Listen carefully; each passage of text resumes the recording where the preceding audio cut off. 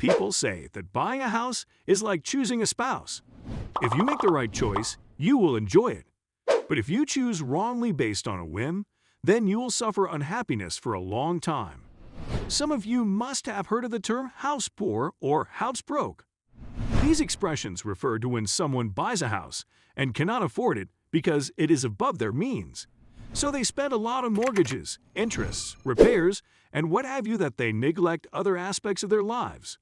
So I thought it would be nice to help my viewers avoid being house broke. In this video, I will explain what to consider when buying a home. Also, I will throw in 3 rules of thumb to help you make that decision. For each rule of thumb, I will highlight its advantages and disadvantages. I will also use examples that explain each of them. Before we begin, I will encourage you to like this video. It inspires me when I see that my viewers appreciate my efforts. Also, subscribe to this channel and hit the notification bell so that you will continue to receive future videos from my channel. Let's start with the first rule of thumb to help you avoid getting house broke. The first rule of thumb is the 28 by 36 rule. This rule says you should spend no more than 28% of your gross income on mortgage payments. Mortgage payments can include the mortgage's principal, interest, insurance, private mortgage insurance, and property taxes. All these should be related to housing expenses. Also, you should spend no more than 36% of your gross income on total debt servicing. That means your housing and other debts like student loans, car loans, and personal loans should not take more than 36% of your gross income. This rule effectively creates 2 categories for your debts.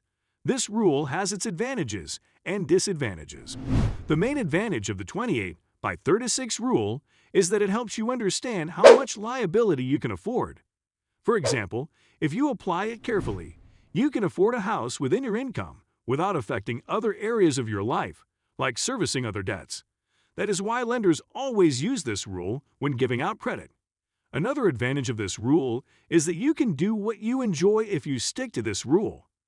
Even when things go awry financially, this rule will help you to stick within your budget because you already have something saved when your finances are better. A potential disadvantage of this rule is that it allocates much of your income to housing expenses. Overall, 36% of your income is allocated to debt servicing, including housing debts and other debts. That means if you are a person that loves to splurge, it forces you to be disciplined and frugal. I hope you are enjoying the video. Before I explain how you can apply the rule of thumb with an example, I would appreciate it if you gave the video a thumbs up. Also, subscribe with the notifications. If I get 2,000 likes for this video, I will produce another video similar to this one next time. Now, let's get back to the video. Let's take an example of applying this rule of thumb. Let's say Daniel earns $86,570 every year. That means he has a monthly income of $7,214. This is about the average one can get in the United States as of 2022. Then Daniel has some outstanding debts. He has a $6,000 balance on credit cards, $15,000 remaining on a car loan, and $9,000 in student loans. His monthly minimum payment on the credit card is $220. The minimum payments he has to make on the car loan is $300, while for the student loan, it is $250. That means his total monthly minimum on debts is $770, which is 10.67% of his gross income. According to the 28 by 36 rule, the percentage of gross income on other debts should not exceed 8%. That is, the maximum Daniel can spend on debts is 36%, with housing expenses taking 28%, while other debts would take 8%. So what should Daniel do? He is above the 8% recommendation. That is where the 28 by 36 rule has a significant advantage over other rules. Daniel cannot exceed the recommended percentage for debts, so either of you would have to concentrate on servicing other debts and wait for some time, or adjust how much of his income he would allocate to debt servicing. The second option is not advisable. In Daniel's neighborhood, private mortgage insurance, PMI, is 0.5%, while property tax is $2,400 annually. Also, home insurance costs $1,000 each year. So if Daniel is patient, after some months, his other debts would get to 8% of his gross income, and he would be able to buy a home worth $400,000 on a 30-year mortgage with an interest rate of 5.1%. This is the most advisable option for him because, with this, he would only be spending $2,020 on mortgage payments, making it 28% of his monthly income, while spending less on other debts that would keep reducing with time. Remember that credit bureaus and mortgage houses use the 28 by 36 rule to determine your eligibility for a loan. But do your research. Applying concepts doesn't take much effort when you have an idea of them. The second rule of thumb is the 30% solution. According to this rule, you should not use more than 30% of your gross income on housing costs. People who want to buy expensive houses can use this rule. However, it allocates a large proportion of your income to housing expenses. Let's retake Daniel's example, who earns $7,214 monthly. According to this rule, he should allocate $2,164 of his monthly income to housing expenses. That means, using a 30-year mortgage, he should now be able to buy a $430,000 house instead of a $400,000 house, as we calculated for the 28 by 36 rule. But this method has a very stark disadvantage. The disadvantage of this rule is that it doesn't consider other debts you may have. Proponents of this rule say that in accounting for other non-housing debts, you need to allocate no more than 20% of your gross income. So if you're in a situation where you are knee-deep in debts, it could be a potentially disastrous situation. The 28 by 36 rule gives you options for allocating other debts and successfully living a fulfilling life. But the 30% rule doesn't account for that.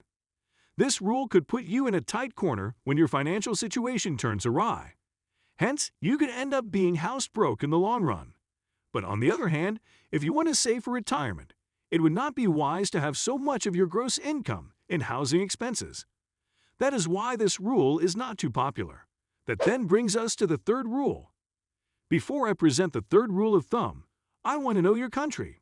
It helps me in choosing video titles. Also, if you want me to treat a specific subject in personal finance, put it in the comments section along with your country details. Your topic might just be the next video. Now, let's go on to the third rule. The third rule was popularized by the famous financial expert Dave Ramsey. It states that no more than 25% of your gross income should go to housing expenses. This rule is more conservative than the earlier two. It helps one to account for other debts and expenses. Housing expenses are not the only significant debts people should concentrate on. After all, if you own a house and have other debts crippling your finances, you wouldn't enjoy living in the house. The downside to this method is that it can be tricky getting a house you desire, considering the conservative nature of the allocation for housing expenses. Let's retake Daniel, for example. If he were to allocate only 25% of his gross income to housing expenses, he would have only $1,803 for housing. For such an amount, considering a 30-year mortgage, he would have to settle for a $350,000 house. That means he would need to look at other neighborhoods that are different from his choice if he had used the 28 by 36 rule or 30% rule. If he wanted the $400,000 house, he might have to rent a bedroom or two or list it on Airbnb. This would make his housing cost go below the 25% rule. So these are the three rules of thumb generally used in allocating funds for purchasing a house. But one question people ask is, my situation is different. How can these rules of thumb apply to me? That answer depends on your situation. The rules of thumb should serve as a guide, so you shouldn't use them blindly. There are other things to consider when buying a house apart from the rules of thumb. Some of these include the down payment, furniture, moving expenses, and other appliances. Sometimes it can be overwhelming when you have to make several considerations for a house. That's why seeking professional advice helps. Remember, a house is one of the most significant purchases you can make in your life. That's it for today's video. Thanks for staying until the end. I hope you now have some guidelines to follow when you want to buy a house to avoid getting broke. If you enjoyed this video, give it a thumbs up. Don't forget to subscribe to this channel if you haven't done so, and also hit the notification bell. Now, if you want to watch more videos like this, then you need to watch this video right here. This video is one of the best on this channel. You can click on this video to watch further.